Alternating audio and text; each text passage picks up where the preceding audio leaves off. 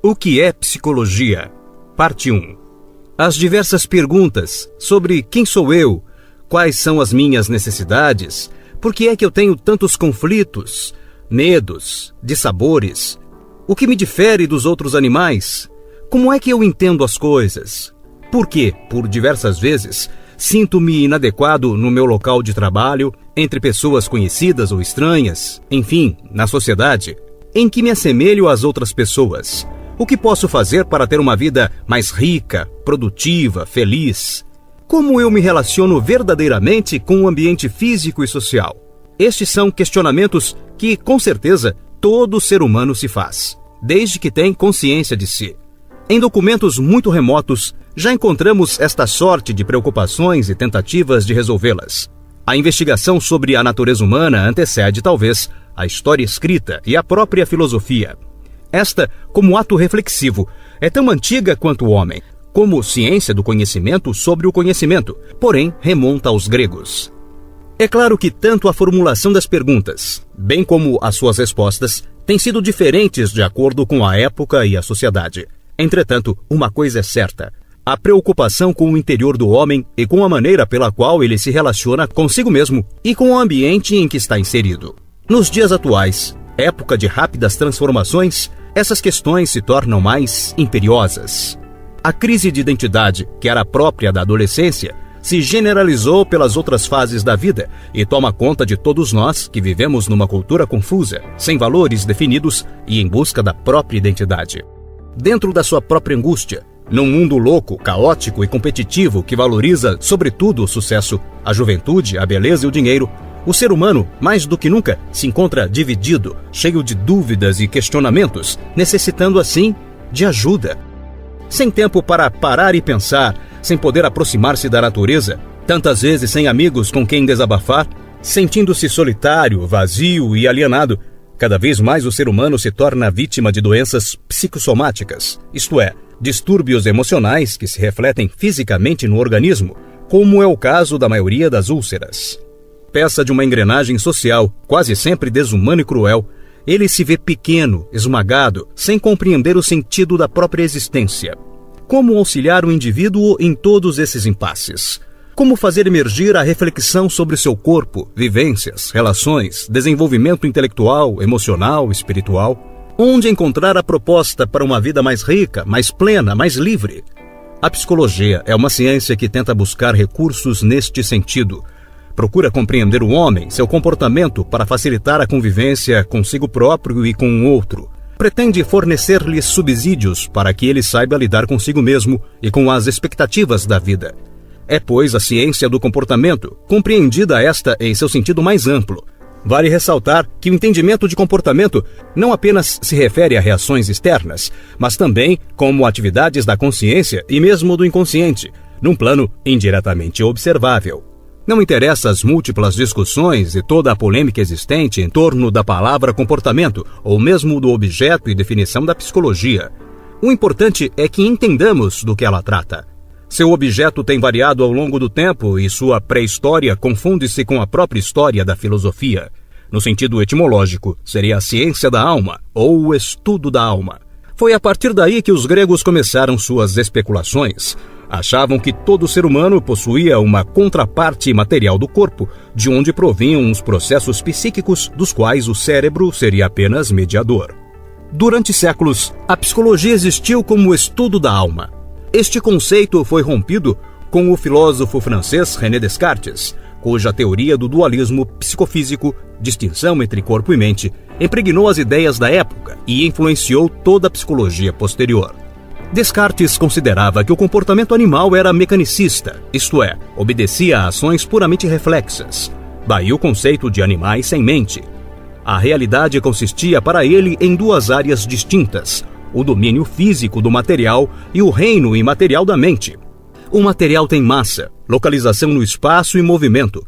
Neste reino estão os organismos subhumanos, que sofrem processos fisiológicos como alimentação, digestão, circulação sanguínea, funcionamento nervoso, movimentos musculares e crescimento. Já a mente não tem as características daquilo que é físico e suas atividades são raciocinar, conhecer e querer. Descartes não afastava a possibilidade de que algumas atividades fossem decorrentes da interação da mente com o seu correspondente físico. Incluía entre elas a sensação, a imaginação e o instinto, impulsos para a ação. Desta forma, durante algum tempo, mais precisamente por 250 anos, a psicologia continuou sendo o estudo da mente e da consciência. Nos séculos XVIII e XIX, a mente era objeto de grande atenção por parte dos filósofos. Duas grandes correntes dominavam então o pensamento ocidental, o empirismo inglês e o racionalismo alemão. O empirismo acreditava que todo conhecimento se baseava nas sensações. Os órgãos dos sentidos receberiam a estimulação do mundo exterior e os nervos a conduziriam ao cérebro. O resultado seria a percepção dos objetos, base de todo o conhecimento humano. A filosofia empirista enfatizou, pois, os papéis da percepção sensorial e da aprendizagem no desenvolvimento da mente. John Locke, empirista inglês, afirmava que a criança nascia com a mente como sendo uma tábula rasa, página em branco onde a experiência e a percepção sensorial iriam inscrever todo o conteúdo. Os empiristas ressaltavam o papel da memória e das associações mentais para justificar a base sensorial do conhecimento.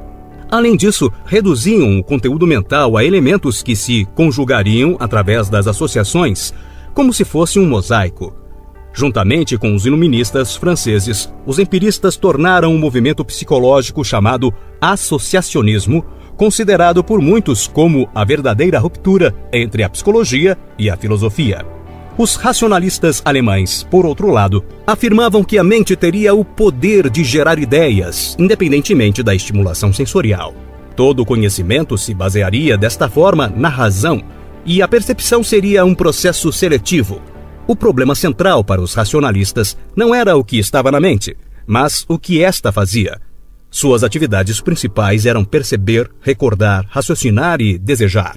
E acreditavam que, para realizar estas funções, a mente teria faculdades especiais. Não concordavam absolutamente com os empiristas no reducionismo da mente a elementos. Acreditavam ser a atividade mental muito mais complexa e que, se os conceitos ou a percepção dos objetos fossem reduzidos a elementos, perderiam seu conteúdo verdadeiro.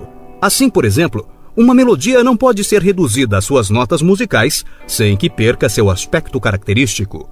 Esta discussão se prolonga nas ciências psicológicas e ainda hoje mostra-se como controvérsia não resolvida. As primeiras escolas psicológicas do século XX vão se apresentar bastante imbuídas dos princípios destas duas correntes. Ao iniciar-se o século XIX, a situação era a seguinte: enquanto os filósofos pretendiam ser possível uma ciência do psiquismo, ainda que com discursos abstratos e formais, sem consequências práticas nem possibilidades de descobertas autênticas, os cientistas, valendo-se do método experimental, consolidavam definitivamente a física e a biologia, ciências estas que iriam deter descobertas que interessariam intimamente a psicologia. Podemos afirmar, aliás, que ao longo do século XIX, o que existe e é prático nos laboratórios é uma psicofísica ou psicofisiologia. Tamanha a confusão entre os princípios da física e da biologia e os estudos psicológicos. O nascimento da psicologia como disciplina autônoma só vai ocorrer verdadeiramente a partir de 1879, em Leipzig, com a criação por Wundt do primeiro laboratório exclusivamente dedicado aos estudos psíquicos. A psicologia passa então a ser considerada ciência, pelo simples fato de os cientistas a ela se dedicarem experimentalmente. Entretanto, não se fala ainda em comportamento, conduta ou ação. Preserva-se o vocabulário cartesiano, distinguindo-se de um lado a consciência, sede das percepções, ideias, sentimentos e motivos, e de outro os movimentos. No início do século XX, com o aparecimento das chamadas escolas psicológicas estruturalismo, funcionalismo, behaviorismo, gestaltismo e psicanálise, ocorre um rompimento com o dualismo implícito na psicologia, então definida como a ciência do psiquismo ou dos fatos da consciência. A psicologia tem agora campo próprio de estudo. Muito se tem discutido, porém, sobre qual seria este campo. Uma coisa é certa: ela se preocupa com o ser humano, diferentemente de qualquer outra ciência.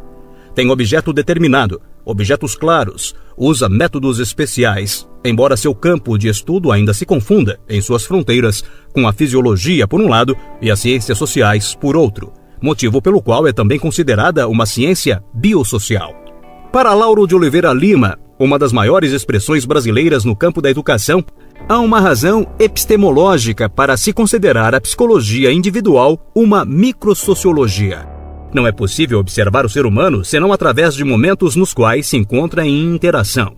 Os fenômenos psicológicos, portanto, são sempre fenômenos estruturais e estruturantes, uma vez que toda relação circular, já que toda relação humana é circular, tende a criar uma estrutura.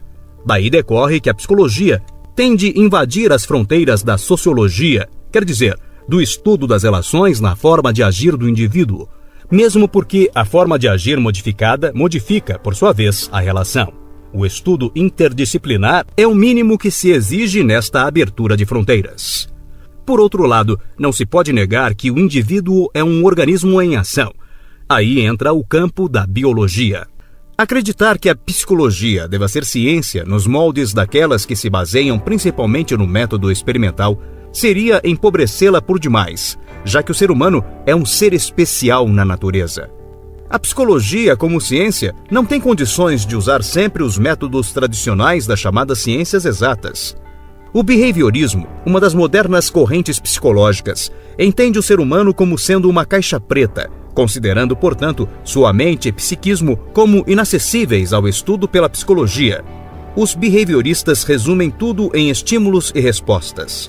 Para eles, cada estímulo determina uma resposta específica, e é só isso que se pode conhecer. O fato de o observador ser também humano e conhecer certamente a história pessoal e a cultura particular do observado lhe permite penetrar nessa caixa preta por um processo de identificação. Concluindo, a psicologia é o estudo do comportamento. E como o ser humano e seu bem-estar são os nossos interesses principais, é do comportamento humano que a psicologia trata. Percebemos então que o campo da psicologia é bastante vasto e trata de questões fascinantes para todos aqueles que desejam compreensão mais profunda de si próprios e de seus semelhantes. É conhecimento indispensável para todos aqueles que vão tratar mais diretamente com as pessoas. E esse é o caso não só de psicólogos e psiquiatras, mas também de médicos, educadores, professores, assistentes sociais, religiosos, advogados, entre outros.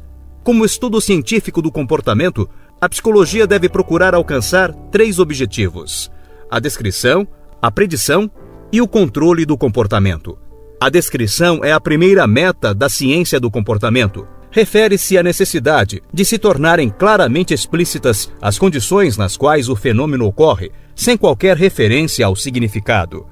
Por exemplo, um experimentador que esteja observando o efeito do excesso de tensão sobre a aprendizagem deverá simplesmente descrever todas as etapas do fenômeno, tais como efetivamente se apresentam, sem nenhuma colocação de interpretações pessoais. Esta operação é bastante difícil para o psicólogo, porque, ainda que involuntariamente, sua tendência é envolver-se e tentar comprovar, de todo modo, suas hipóteses pessoais. Além disso, a própria disposição psicológica do observador pode interferir na resposta do observado. A predição é o segundo nível a ser alcançado pelo cientista.